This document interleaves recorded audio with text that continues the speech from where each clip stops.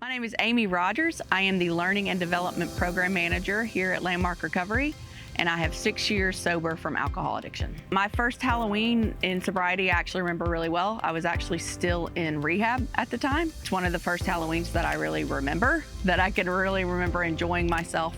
I was surrounded by other people that were in recovery and got to celebrate the holiday in a little bit of a different way. I think that night that we had an in-house AA meeting, and so we kind of talked about what we would have been doing if we weren't where we were that night. It was cool to kind of get to grieve the loss of that holiday, but in a safe space with other people going through the same thing. I would certainly say there were some changes that I had to make. Halloween was never one of my favorite holidays, but it was certainly one that I used to celebrate by going to bars, bar crawling with a lot of people, and I did have to change that. Being in recovery, we always like to say you need to have an out, and the way that I gave myself an out for that was just to avoid that situation, avoid the temptation.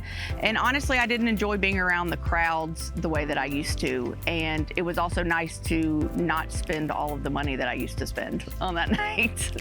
Oh, a couple of hundred. By the time I bought a costume that was completely in disarray by the end of the night, makeup smeared, parts missing, and then whatever I would spend on buying myself drinks and drinks for everyone around me.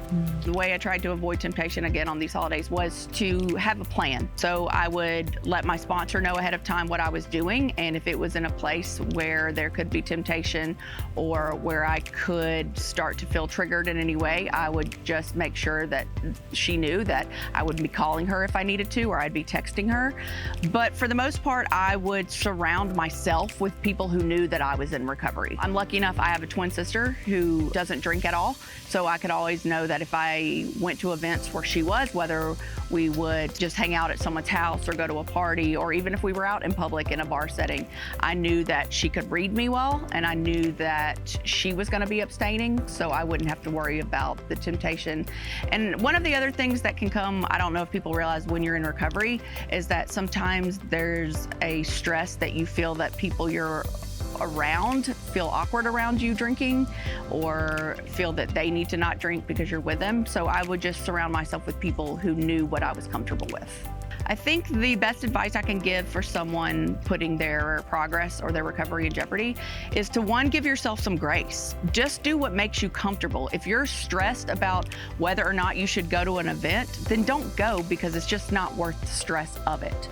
But other than that, like I touched on, just give yourself an out. Have a plan that if this does happen, this is who I'm gonna call, this is where I'm gonna go.